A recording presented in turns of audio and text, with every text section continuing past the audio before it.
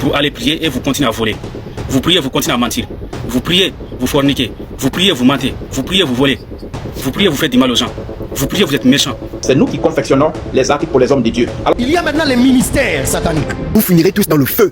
Vous avez quitté l'église catholique parce qu'il y avait les statues de Marie, les statues de l'enfant Jésus, le statut de Joseph. Vous avez dit là-bas c'est l'idolâtrie. On parle dans les églises protestantes. Vous êtes dans les églises protestantes. C'est vrai, il n'y a plus Jésus comme image, oui. Mais Quand est-ce que le divorce ne sépare pas de Dieu?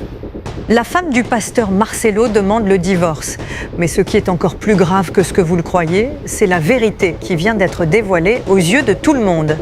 Pendant que vous croyez que votre pasteur est en train de faire des miracles, ces miracles proviennent du diable. Pourtant, quand le diable donne, il demande quelque chose en retour.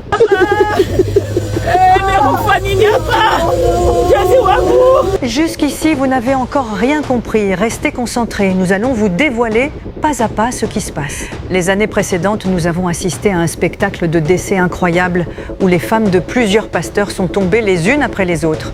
Pendant que nous croyons que ce phénomène était terminé, voici encore un divorce qui vient d'être dévoilé.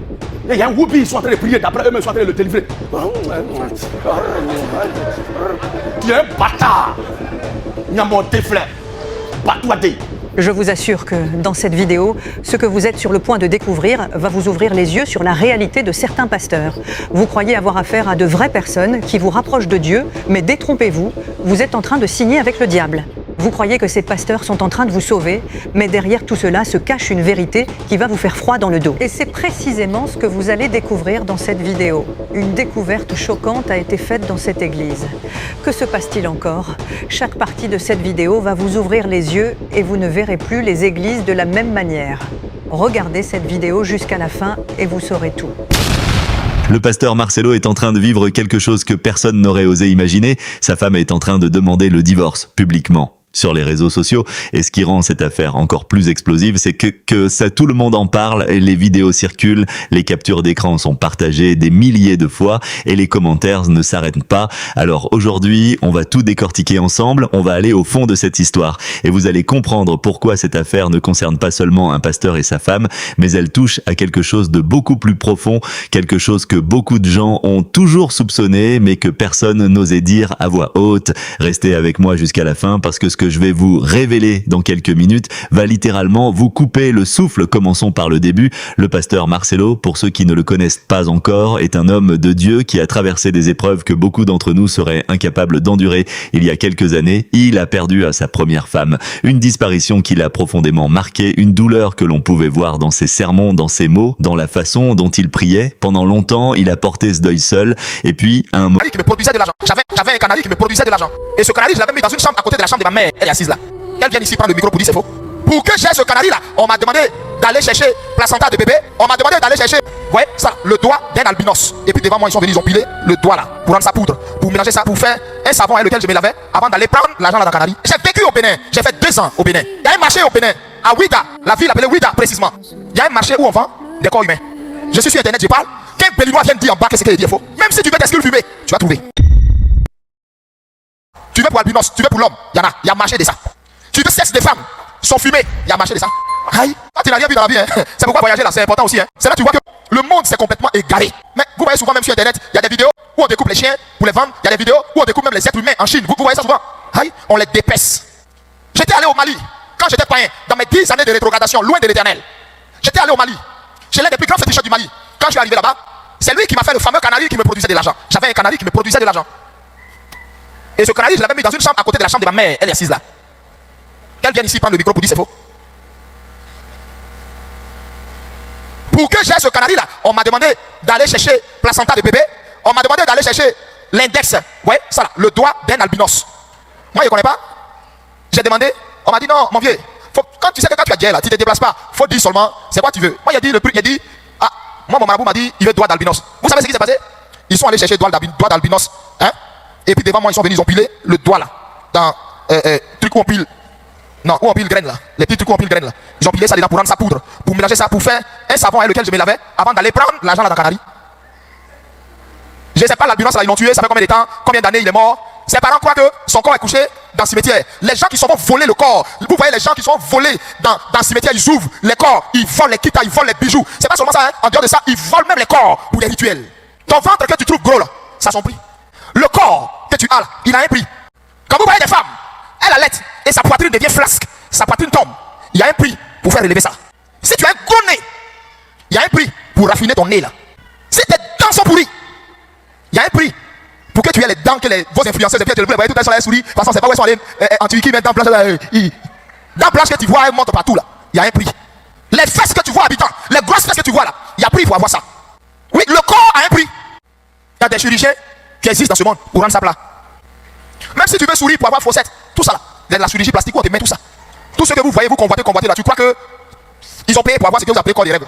Mais les gens poussent la colère de Dieu loin en estimant le corps d'un être humain, en vendant le corps d'un être humain. Mais ce qu'ils n'arrivent pas à faire, ce qui n'a pas de prix, ce qu'on ne peut pas, ce dont on ne peut pas évaluer le prix, ce dont on ne peut pas connaître le prix, c'est l'âme. Il n'y a que l'âme seule qui n'a pas de prix devant Dieu. Écoutez-moi, l'âme pèse plus que la terre entière.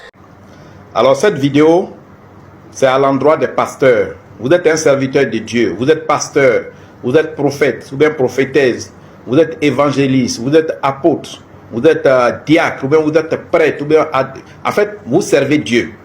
Vous avez une église, vous avez une mission, vous avez un ministère, et rien ne décolle. D'abord, je vous donne mon numéro WhatsApp. Je suis en Côte d'Ivoire, mon numéro WhatsApp, c'est le plus 225 13. C'est sur ce WhatsApp, vous pouvez me joindre. Je reprends mon numéro WhatsApp. Alors, vous êtes un homme de Dieu, vous êtes un serviteur de Dieu, mais vous êtes une servante de Dieu. Votre église ne bouge pas.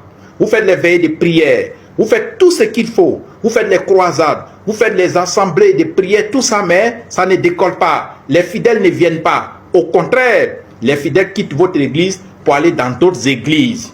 Ne cherchez plus loin. Vous savez, je suis Maître Salomon, j'ai fait 20 ans de formation. Et à l'heure actuelle où je vous parle, ça me fait 20 ans de pratique. Et c'est nous qui confectionnons les articles pour les hommes de Dieu. Alors si votre église est bloquée, ça n'avance plus, les fidèles s'en vont, l'église est vide, le ministère commence à avoir des problèmes, contactez-moi à mon WhatsApp. Dans cette histoire de servir Dieu, dans le domaine du service que les pasteurs, les apôtres, les prophètes, tout ça, tout ce qu'on appelle les serviteurs de Dieu, il y a la spiritualité, le mystique, le mysticisme qui est. Vos fidèles s'en vont un après l'autre. L'église se vide. Vous faites tout, mais ça ne décolle pas. C'est que dans votre périmètre, c'est que dans aux alentours de votre église, ou bien dans votre ville, c'est qu'il y a des hommes de Dieu qui utilisent le cristal, la bague aux 1000 pouvoirs magiques, ou bien qui utilisent la bague lunaire, ou bien qui utilisent l'œil de la voûte céleste. Ces 4 articles-là. Si, là où vous êtes situé, dans votre quartier, dans votre ville, si votre ministère ne décolle pas, vos fidèles, ils ne viennent plus, ils vont dans d'autres églises, là où ils s'en vont, les serviteurs de Dieu de là-bas, les églises qui sont remplies là, le pasteur de là-bas, le prophète, ou bien l'apôtre de cette église, il a beaucoup d'articles qu'il a commandés avec nous. C'est le secret. Si votre église est bloquée, contactez-moi, je suis en Côte d'Ivoire. Si votre ministère est bloqué, vous n'avez plus de fidèles, l'église est vide, l'église a des problèmes, c'est que les pasteurs, les apôtres, les autres serviteurs de Dieu qui sont autour de vous, qui sont dans votre ville, ont piqué mystiquement, ont piqué spirituellement, ont attiré spirituellement et mystiquement vos fidèles. C'est pour ça que votre ministère est bloqué. Contactez-moi pour qu'on vous confectionne l'œil cristallisé, pour qu'on vous confectionne le 1000 pouvoirs, pour qu'on vous confectionne la bague lunaire de la voûte céleste, pour qu'on vous confectionne ce qu'il faut, pour qu'on vous donne le cristal. Voilà le secret des hommes de Dieu. Il y a des pasteurs que vous voyez, il y a des serviteurs de Dieu, il y a des servantes de Dieu qui ne font pas d'efforts, mais qui ont leur église qui est remplie. Même quand ils font des bêtises, les fidèles sont toujours avec eux. Même dans la magie, il y a des voisins à l'église. Aujourd'hui, je déclare abracadabra. Même quand ils quittent le chemin de Dieu, même quand ils font des bêtises, même quand ils font des choses qu'on ne peut pas accepter, leurs fidèles restent toujours fidèles à eux. Parce que les fidèles ont été attachés. Parce que tous ces fidèles ont été hypnotisés. Parce que tous leurs fidèles ont été cadenassés. Et c'est ça le rôle des bagues lunaires, la bague de 1000 pouvoirs, la bague de la voûte céleste. Quand vous êtes un serviteur de Dieu, si vous voulez attirer beaucoup de fidèles, si vous voulez attirer le monde, contactez-moi. Je suis en Côte d'Ivoire. et je travaille pour tous les serviteurs de Dieu dans le monde entier. Vous voulez avoir le pouvoir, vous voulez avoir la puissance pour attirer les fidèles par masse. Vous voulez les attirer en grande quantité pour que vos églises soient remplies. Vous voulez avoir le pouvoir des prophéties réelles qui se réalisent. Vous voulez avoir le pouvoir des visions réelles qui se réalisent. Vous voulez faire des miracles. Vous voulez faire des guérisons. Vous voulez faire les démonstrations. Vous voulez être un pasteur. Vous voulez être un serviteur de Dieu, une servante de Dieu qui a la puissance, qui délivre, qui fait bouger les montagnes.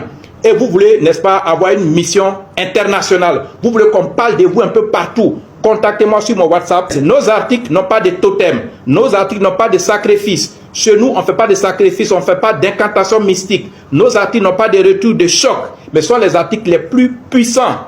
Parce que ces articles ont de grands pouvoirs. N'allez pas tuer des humains. Si vous êtes un serviteur de Dieu, une servante de Dieu, n'allez pas faire des sacrifices humains. N'allez pas boire du sang, ça ne sert à rien. Venez nous voir. Appelez-moi, contactez-moi par mon WhatsApp. Parce que si votre église ne bouge pas, c'est parce que vous avez été envoûté. Votre église a été envoûtée. Vos fidèles ont été hypnotisés. Venez me voir, contactez-moi. Nous allons d'abord vous purifier, vous désenvoûter, vous dédoubler. Et puis on va vous donner les puissances qu'il faut. Vous allez remplir des stades. Vous allez remplir des veillées de prière. Et les fidèles vont se reconnaître en vous. Vous allez devenir riches. Si vous êtes toujours pauvre, Dieu n'aime pas la pauvreté. Moment, il a décidé de se relever. Il a choisi de recommencer, de refaire sa vie, de se remarier. Et beaucoup de ses fidèles l'ont suivi dans cette démarche, l'ont encouragé, ont cru que c'était une nouvelle page qui s'ouvrait dans sa vie. Une page de guérison, de reconstruction, d'espoir. Mais aujourd'hui, cette deuxième page est en train de se déchirer. Et elle se déchire devant tout le monde. Parce que sa nouvelle femme, celle qu'il avait choisie pour reconstruire sa vie, est en train de demander le divorce. Et elle ne le fait pas en privé, dans un cabinet d'avocat ou dans le secret d'une conversation. Non, elle le fait sur les réseaux sociaux, devant des milliers de personnes, devant tous les fidèles, devant tous les abonnés, devant tous ceux qui les ont suivis, admirés, célébrés. Et là, la question que tout le monde se pose, la question qui brûle les lèvres de chacun, c'est pourquoi? Qu'est-ce qui s'est passé réellement? Qu'est-ce qui a pu briser ce couple que beaucoup présentaient comme un modèle? Qu'est-ce qui a pu pousser cette femme à sortir de l'ombre et à exposer publiquement les fractures de leur mariage? Et vous savez quoi? C'est exactement là que cette histoire commence à devenir vraiment intéressante, parce que derrière la demande de divorce du pasteur Marcelo, il y a des révélations qui sont en train d'éclater sur les réseaux sociaux, des révélations sur ce que font vraiment certains hommes de Dieu dans l'ombre, des secrets que des gens commencent à dévoiler, des pratiques que personne n'aurait osé nommer publiquement il y a encore quelques années, et tout ça est en train de se produire au même moment, comme si la crise du pasteur Marcelo était la mèche qui a mis le feu à une poudrière qui couvait depuis longtemps. Je vais vous parler de tout ça, mais d'abord, laissez-moi vous donner le contexte complet de la situation du pasteur Marcelo, parce que pour comprendre la suite, il faut absolument connaître ce qui s'est passé avant. Quand le pasteur Marcelo a perdu sa première femme, il était déjà une figure connue dans son milieu religieux, ce n'était pas un inconnu, il avait bâti une communauté, il avait des fidèles qui le suivaient, qui croyaient en lui, qui venaient de le voir pour trouver du réconfort, pour prier, pour chercher la lumière dans les moments difficiles. Et lorsque la mort a frappé sa famille, quelque chose d'humain s'est passé et les gens ont été touchés. Ils ont vu un homme de Dieu traverser la douleur comme n'importe quel être humain. Ils ont vu les larmes, ils ont vu la fragilité. Et paradoxalement, cette fragilité a renforcé leur attachement à lui. Parce que voir un pasteur pleurer, voir un homme de Dieu tomber à genoux sous le poids du chagrin, ça rend les choses réelles, ça rend la foi réelle. Et puis il y a eu le remariage, et là les réactions ont été partagées, certains l'ont célébré, d'autres ont murmuré, parce que dans les milieux religieux, le remariage d'un pasteur est toujours un sujet sensible. Est-ce que c'est bien? Est-ce que c'est trop tôt? Est-ce que la nouvelle femme est à la hauteur? Est-ce que cette femme va comprendre le poids que représente le fait d'être l'épouse d'un homme de Dieu? Toutes ces questions circulaient dans les coulisses, mais en apparence, tout semblait bien se passer. Le couple souriait, ils apparaissaient ensemble, la vie continuait, jusqu'à ce que les réseaux sociaux viennent tout faire exploser. Aujourd'hui, les publications de la femme du pasteur Marcelo font le tour des plateformes. Les gens partagent, commentent, s'indignent, s'interrogent. Et dans ces commentaires, il y a une chose qui revient constamment, une chose que les gens murmurent, que certains osent même écrire. Et si tout ça n'était pas qu'une simple crise de couple, et si derrière ce divorce, il y avait quelque chose de bien plus grave, et si les problèmes du pasteur Marcelo étaient le symptôme d'une réalité beaucoup plus large, large, beaucoup plus sombre, que l'on commence à peine à voir en pleine lumière. Attendez, parce que ce que je vais vous révéler maintenant, c'est précisément ce que les gens ont commencé à dire en commentaire, et ce sont des choses que vous n'avez peut-être pas encore entendues. En ce moment même, au moment où cette affaire fait le tour des réseaux sociaux, des témoignages sont en train d'émerger. Des gens prennent la parole, des gens qui ont fréquenté des milieux religieux, des gens qui ont été proches de certains pasteurs, des gens qui ont travaillé dans des ministères, commencent à parler. Ils parlent de pratiques, ils parlent de méthodes, ils parlent de ce qui se passe vraiment en dehors des caméras, en dehors des cultes, en dehors des discours à la chair. Et parmi ces témoignages, il y a une catégorie de révélations qui revient encore et encore, celle des articles mystiques, celle des objets de puissance, celle de l'utilisation de pratiques occultes par des hommes qui se présentent au monde comme des serviteurs de Dieu. Oui, vous avez bien entendu, des personnes commencent à dévoiler publiquement comment certains pasteurs, pas tous, mais certains, utilisent des articles mystiques pour attirer les fidèles, pour remplir leurs églises, pour maintenir leur congrégation sous emprise. Et ces révélations ne viennent pas de nulle part. Elles viennent de personnes qui disent avoir été témoins de ces pratiques. Et elles viennent aussi, et c'est là que ça devient vraiment troublant, de personnes qui vendent ces articles. Il y a quelque temps, une vidéo a commencé à circuler sur les réseaux. Dans cette vidéo, un homme se présente comme un spécialiste de la fabrication d'articles mystiques destinés aux hommes de Dieu. Il explique avec un calme déconcertant que si un pasteur voit ses fidèles partir, si son église se vide, si son ministère ne décolle pas, ce n'est pas parce que Dieu l'a abandonné. Non, c'est parce qu'il n'a pas les bons outils. Et par outils, il ne parle pas de la Bible, il ne parle pas de la prière, il parle d'objets, d'articles, de bagues, de cristaux, de pièces dotées, selon lui, de pouvoirs capables d'attirer les foules, de retenir les fidèles, de leur faire oublier même les fautes de leur pasteur. Ce que cet homme décrit, ce qu'il propose, ce qu'il vend, c'est exactement le genre de révélation qui est en train de faire exploser les réseaux sociaux en ce moment, et c'est exactement le genre de questions que les gens commencent à poser sur certains pasteurs, y compris sur le pasteur Marcelo, pas nécessairement pour l'accuser, mais parce que dans le contexte de tout ce qui éclate en ce moment, les gens cherchent des réponses,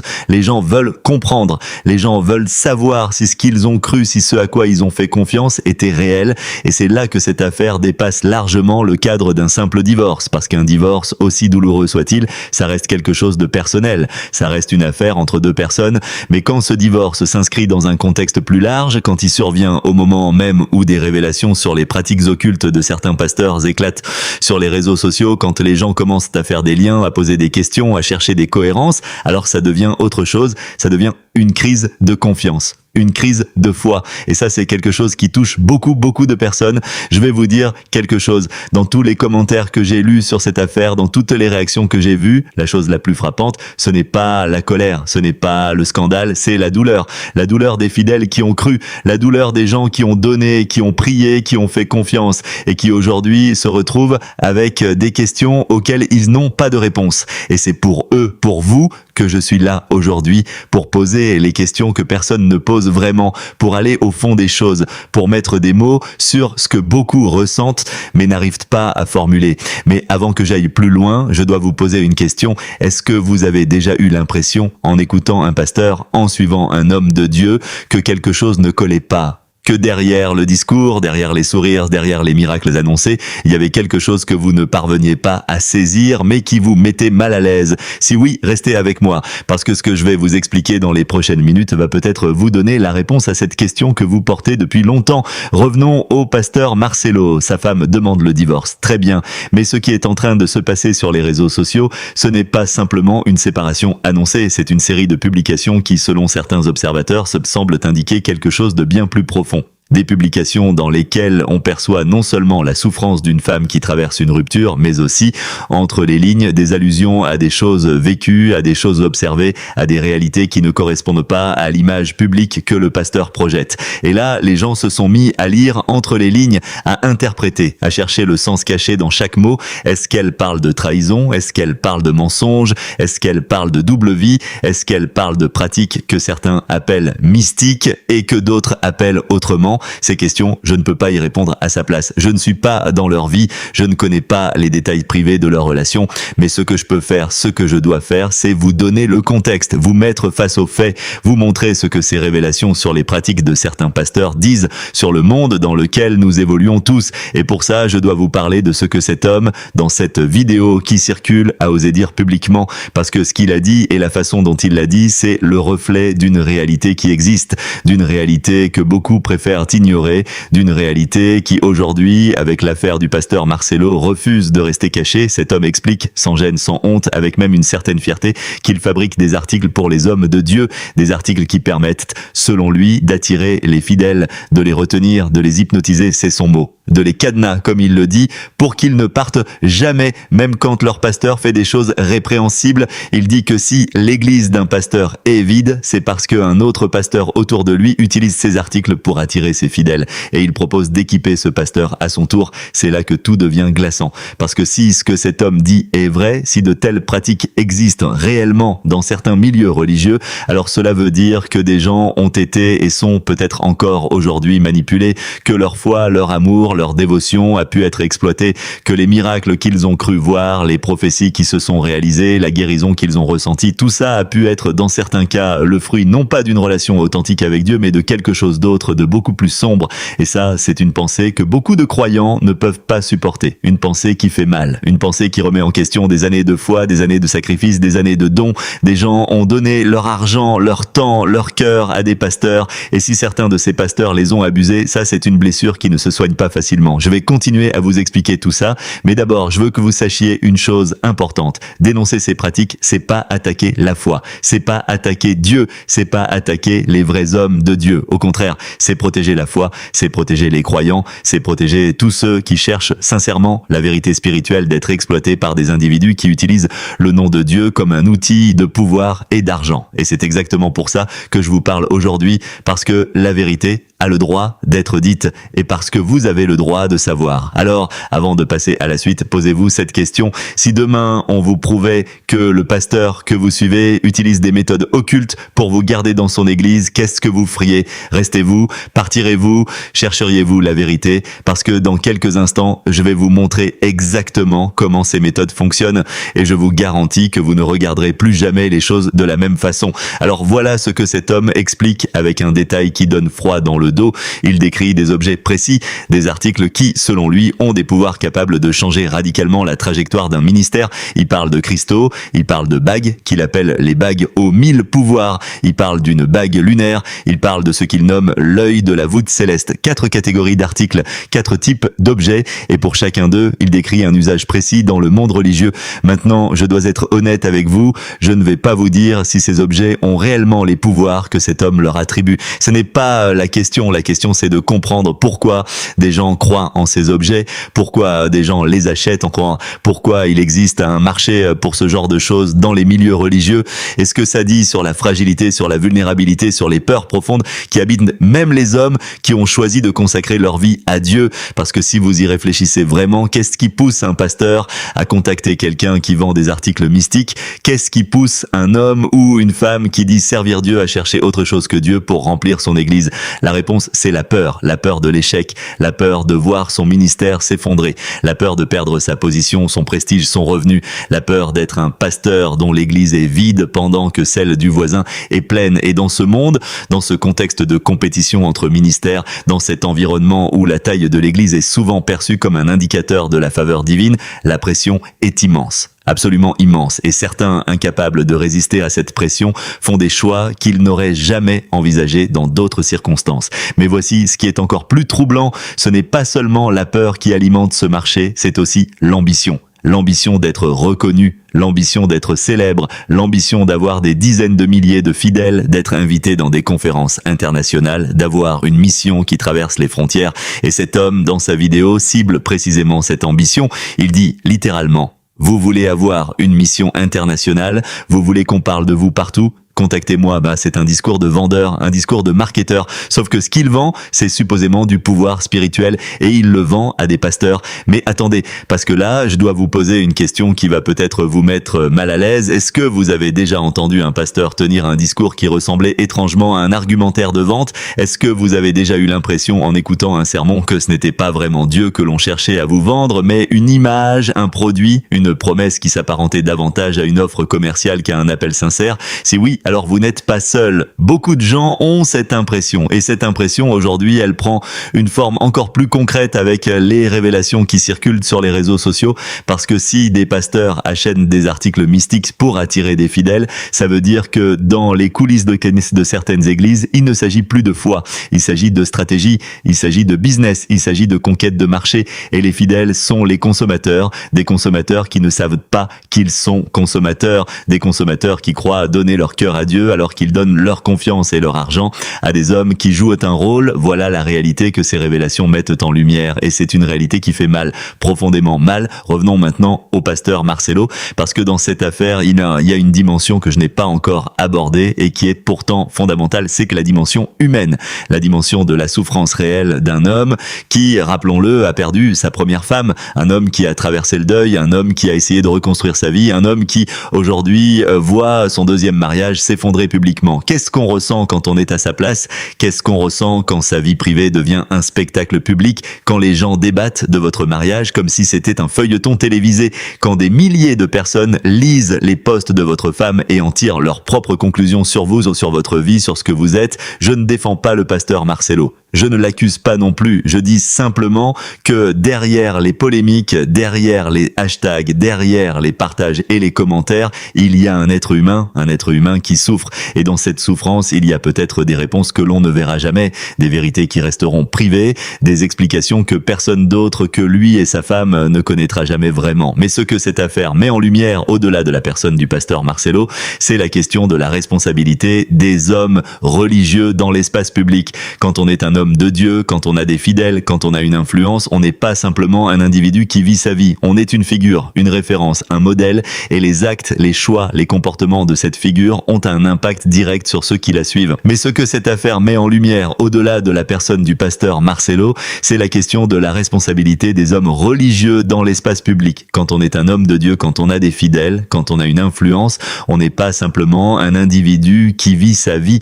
On est une figure, une référence, un modèle, et les actes, les choix, les comportements de cette figure ont un impact direct sur ceux qui la suivent.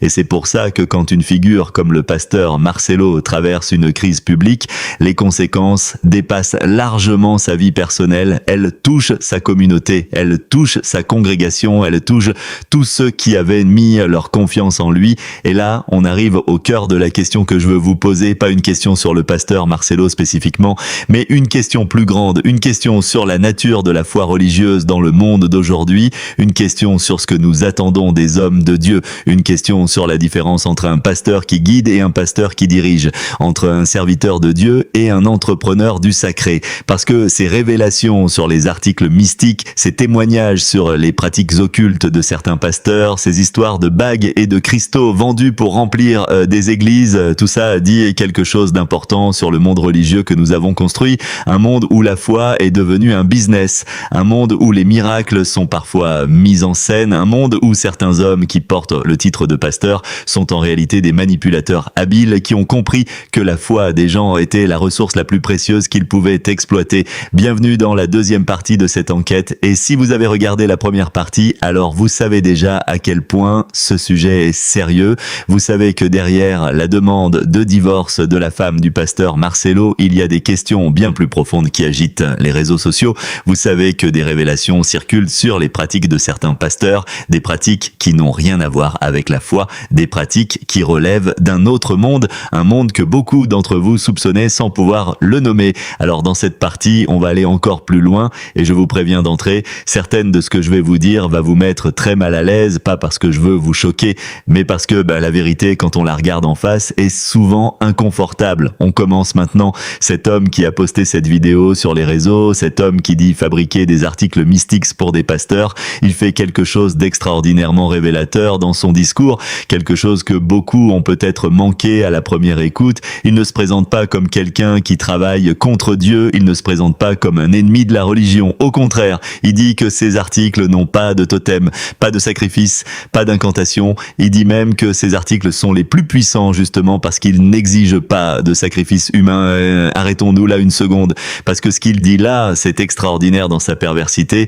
Il dit à des pasteurs, des hommes de Dieu, des femmes qui se réclament du service divin, venez chez moi, je vous vends de la puissance et vous n'avez même pas besoin de boire du sang pour l'obtenir. C'est comme si un dealer disait à ses clients, mon produit est propre, il ne vous détruira pas. Et ça rendrait la chose acceptable. Non, ça ne rend rien acceptable. Parce que la question n'est pas de savoir si l'article mystique en question exige ou non un sacrifice. La question est de savoir ce qu'un pasteur, un serviteur de Dieu supposé, fait en allant contacter quelqu'un comme ça, en achetant ces objets, en les utilisant pour attirer des fidèles. La question est de savoir ce que ça dit sur la sincérité de sa foi, sur l'authenticité de son ministère, sur la réalité de ce qu'il offre à ses fidèles chaque dimanche. Parce qu'il y a quelque chose d'absolument fondamental ici. Si un pasteur a besoin d'un objet pour attirer des fidèles, alors ce qu'il leur offre n'est pas la grâce de Dieu. Ce qu'il leur offre, c'est l'illusion de la grâce de Dieu. C'est une mise en scène, un décor, et les fidèles sont assis dans ce décor sans savoir que la salle est truquée. Voilà ce que ces révélations disent. Voilà ce que les gens commencent à comprendre. Et voilà pourquoi l'affaire du pasteur Marcelo résonne si fort. Pas nécessairement parce qu'il est lui-même impliqué dans ces pratiques, je ne dis pas ça, mais parce que cette affaire est arrivée au moment précis où ces questions explosent sur la place publique et les gens font naturellement des liens. Maintenant, je veux vous parler de quelque chose de très précis. Je veux vous parler de la mécanique de la manipulation religieuse. Parce que pour comprendre comment certains pasteurs arrivent à maintenir des milliers de fidèles sous leur emprise, il faut comprendre comment fonctionne la manipulation. Comment elle s'installe, comment elle se renforce et comment on peut commencer à s'en apercevoir. La manipulation religieuse commence toujours par quelque chose de vrai, un besoin réel, une douleur réelle, une question réelle. Les gens qui vont à l'église, les gens qui cherchent un guide spirituel, ce ne sont pas des idiots, ce sont des êtres humains qui ont des blessures, des peurs, des espoirs, des questions existentielles et ils cherchent des réponses, ils cherchent du sens, ils cherchent de la lumière dans les moments obscurs et un manipulateur religieux, c'est quelqu'un qui a compris ça, qui a compris que ces besoins existent et qui sait exactement comment les cibler. Il commence par offrir quelque chose de réel, une communauté, un espace de chaleur, des paroles qui semblent justes, des moments d'émotion authentiques. Il crée un lien de confiance et peu à peu, ce lien de confiance devient un lien de dépendance. On commence à ne plus vouloir manquer un culte, on commence à donner de plus en plus, on commence à prendre ses décisions de vie en fonction des conseils du pasteur, on commence à couper les liens avec ceux qui doutent, avec ceux qui posent des questions, avec ceux qui, de l'extérieur, voient des choses que nous ne voyons plus de l'intérieur. Et c'est là que le processus devient dangereux, parce qu'à ce stade, on n'est plus dans la foi, on est dans l'emprise, et l'emprise, ça n'a pas l'air de l'emprise de l'intérieur. De l'intérieur, ça ressemble à de la dévotion, ça ressemble à de l'amour, ça ressemble à une relation profonde avec Dieu, médiatisée par un homme qui a votre confiance absolue. Mais de l'extérieur, quelqu'un qui vous aime et qui vous observe va voir des choses différentes. Il va voir que vous avez changé, que vous êtes moins accessible, que vous parlez différemment, que vous défendez votre pasteur même quand il fait des choses qui ne se défendent pas, que votre regard a changé sur les gens qui ne partagent pas votre foi. Et si cet homme, cet individu qui vend des articles mystiques au pasteur dit la vérité, alors une partie de ce que vous vivez dans votre église n'est peut-être pas le fruit de votre foi, c'est peut-être le fruit d'une mécanique, d'un dispositif, d'un ensemble d'objets et de pratiques conçus pour vous retenir là où vous êtes, non pas parce que c'est bon pour vous, mais parce que votre présence rapporte à quelqu'un. Je sais que c'est une pensée difficile à accepter, je sais que pour beaucoup d'entre vous, votre église est un refuge, votre pasteur est quelqu'un en qui vous avez mis votre confiance de façon totale, et je ne cherche pas à détruire cette confiance de façon irresponsable, mais je cherche à vous donner des outils pour réfléchir, des outils pour évaluer,